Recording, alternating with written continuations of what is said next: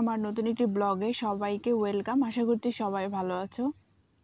বৃষ্টি টিপটিপ বৃষ্টি পড়া শুরু করে দিয়েছে। আমি জমির থেকে শাক সবজি যা কিছু উঠানো সব উঠে নিয়ে এসেছি। গাছ থেকে পুঁই কাটছি, জমির থেকে ঢেঁড়স উঠায় নিয়ে এসেছি, ধুন্দুল উঠায় নিয়ে এসেছি, গাছ থেকে পেঁপে পাড়ে নিয়ে এসেছি, ফ্রিজে মাছ ছিল মাছ বার করছি। এখানে মশলা যতগুলো পিষার দরকার ছিল সব পিষে নিয়ে এসেছি, কারণ দুটো কবুতরের বাচ্চা পারছি, কবুতরের বাচ্চা দুটো পরিষ্কার করছি, ভাইয়া জবাই করে দিছে।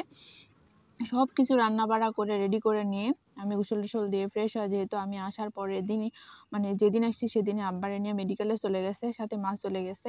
মা তো বলছিল যে 2 বছর পরে বাড়িতে আসবে, সব কিছু রান্না করে খাওয়াবো, এত যত্ন করব, তুমি রেস্ট নিবে, তুমি এত কষ্ট করছো শ্বশুর বাড়িতে। তো আসলে হচ্ছে সবকিছুই সময় আসলে সব কিছু একসাথে হয় না।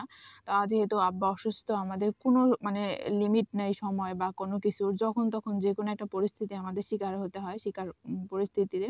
তো যাই হোক, আমি এগুলো সবকিছু গোছগাছ করে কাটে কুটে নিয়ে রান্না করে আমি হচ্ছে গোসল টোসল করে রেডি হয়ে একটু রেস্ট নিয়ে আর কি রাজশাহীর উদ্দেশ্যে রওনা দিব, মেডিকেলের উদ্দেশ্যে রওনা দিব। আর বড় আপু আছে ওখানে মায়ের সাথে, বড় আপু চলে আসবে।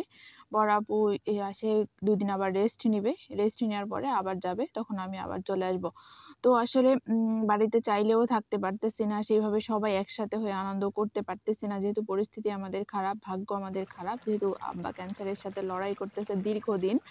আর এই যে রান্না আমার কমপ্লিট হয়ে গেছে, সবকিছু গোছগাছ করে নিয়ে গোসল টোসল দিয়ে বড় আপু আসবে না, বড় আপু বাড়িতে ঢুকবে না, আমি বের হয়ে চলে যাব। হয়তো আমার যাইতে অনেক রাত্রি হবে, শেয়ার করব ব্লগগুলো।